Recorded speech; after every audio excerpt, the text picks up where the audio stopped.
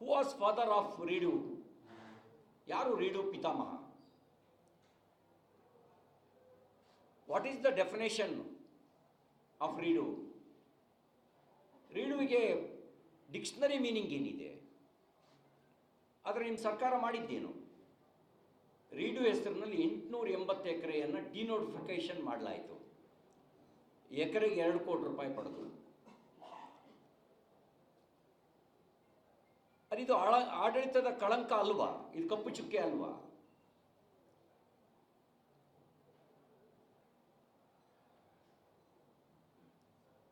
ನೀವೇ ಕೆಂಪಣ್ಣ ಆಯೋಗದ ರಚನೆ ಮಾಡಿದ್ರಿ. ನನಗಿರೋ ಮಾಹಿತಿ ಪ್ರಕಾರ ಕೆಂಪಣ್ಣ ಆಯೋಗ ವರದಿ ಕೊಟ್ಟಿದೆ. ಆ ವರದಿಯಲ್ಲಿ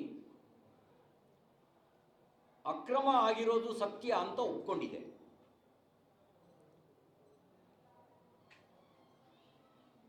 ನ್ಯಾಯಾಲಯದ ಗೈಡ್ಲೈನ್ಸನ್ನು ಮೀರಿ, ನಿರ್ದೇಶನವನ್ನು ಮೀರಿ ಡಿನೋಟಿಫಿಕೇಶನ್ ಮಾಡಲಾಗಿದೆ ಅನ್ನೋದನ್ನು ಕೆಂಪಣ್ಣ ಆಯೋಗ ವರದಿ ಮಾಡಿದೆ. ನೀವೇ ರಚನೆ ಮಾಡಿದ ಆಯೋಗ, ನೀವು ಪ್ರಾಮಾಣಿಕರಲ್ವಾ? ಯಾಕೆ ಆ ಆಯೋಗದ ವರದಿಯನ್ನು ಟೇಬಲ್ ಮಾಡಿ ಆಕ್ಷನ್ ಮಾಡಿಲ್ಲ? ಆಕ್ಷನ್ ಮಾಡಿದರೆ ಅದು ತಮ್ಮ ಬುಡಕ್ಕೂ ಬರುತ್ತೆ ಅನ್ನೋ ಭಯ ಇದೆಯಾ?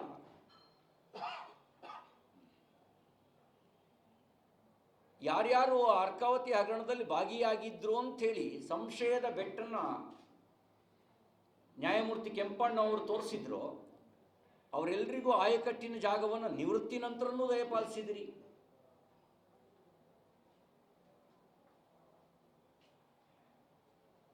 ಇಷ್ಟೆಲ್ಲ ಇದ್ಮೇಲೂ how you mister clean? You are not mister clean.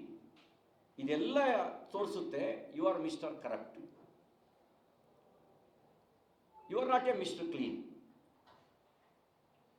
ಇದೆಲ್ಲವೂ ಹೇಳ್ತವೆ ನೀವು ಭ್ರಷ್ಟಾಚಾರದ ಪೋಷಕರಾಗಿದ್ದೀರಿ, ಭ್ರಷ್ಟಾಚಾರದ ಫಲಾನುಭವಿಯಾಗಿದ್ದೀರಿ. ನೀವು ಫಲಾನುಭವಿಯೂ ಹೌದು, ಪೋಷಕರು ಹೌದು. ಆದರೆ ನಿಮಗೆ ಪ್ರಜಾಪ್ರಭುತ್ವದ ಮೇಲೆ ನಂಬಿಕೆ ಇದ್ದಿದ್ದರೆ ಪ್ರತಿಪಕ್ಷಗಳು ಮಾಡುವ ಆರೋಪಕ್ಕೆ ಸದನದಲ್ಲಿ ನೀವು ಉತ್ತರಿಸ್ತಾ ಇದ್ರಿ.